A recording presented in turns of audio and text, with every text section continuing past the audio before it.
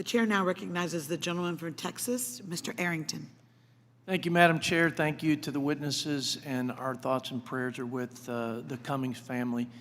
I want to say from the outset that no matter how sincere my colleagues are and no matter how impassioned they are about solving this prescription drug price problem, it doesn't matter if we don't have some bipartisan legislation that comes out of this committee.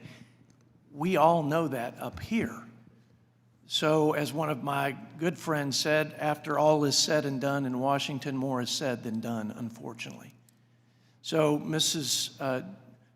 Georges, to your point that Congress needs to act now, I agree. The only way we're going to act and achieve the desired outcome for our seniors and all Americans in this regard is to actually continue to have what we were working on, which was a very constructive bipartisan path to a real solution that had a real impact on your colleagues and my constituents. That's the reality.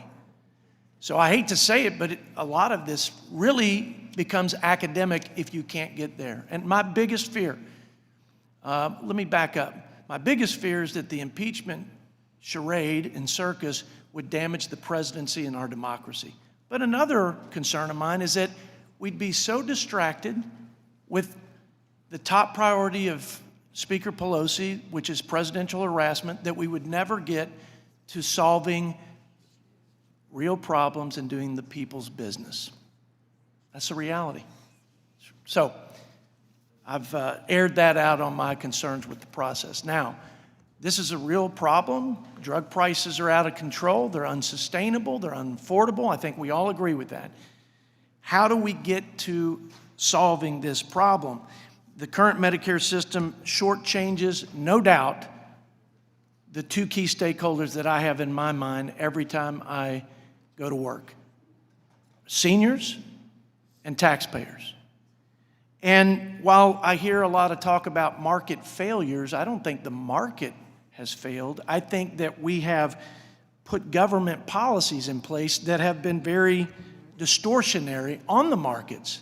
I agree with you, Dr. Ippolito. We should do our best to repair the damage to markets. It's competition that will give Ms. Reed the best choices and the best value proposition. Best cost, best quality, and striking that equilibrium, that's something, Ms. Reed, that just philosophically I can tell you government has tried and tried again, and they fail. You cannot divine profit from Washington. You cannot balance the cost and quality effectively. Markets are the best way to get there. And I'm not suggesting that government doesn't have a limited role. They do. We do. But we need to first repair the market failures, whether it's the catastrophic piece of the benefit design where folks are being pulled into that catastrophic area where the taxpayers pick up the full freight.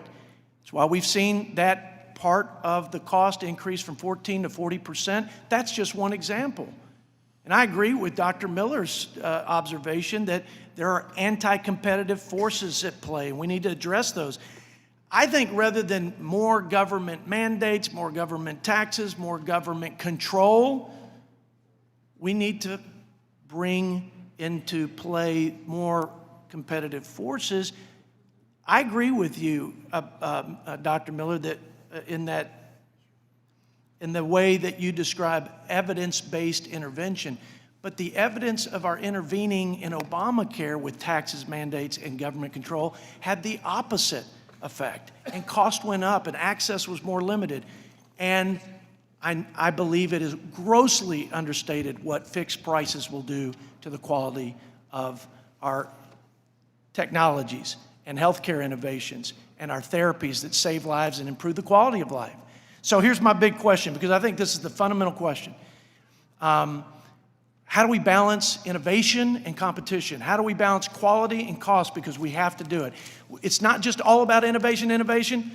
We've got to recognize cost plays a role. So that my question to everybody, starting with you, Mr. Ippolito, is how do we get at that? How do we look at the real core problem, not the symptom of profit, but the root problems on the IP issues and on the anti-competitive forces like barriers to competition with other products? Those are my observations for your comments, if the chairman would indulge you to I'll answer give a that. brief answer, perhaps, and I'd encourage you to focus on a number of things that Dr. Miller pointed to, a number of things that I've pointed to that are included in my written testimony as well.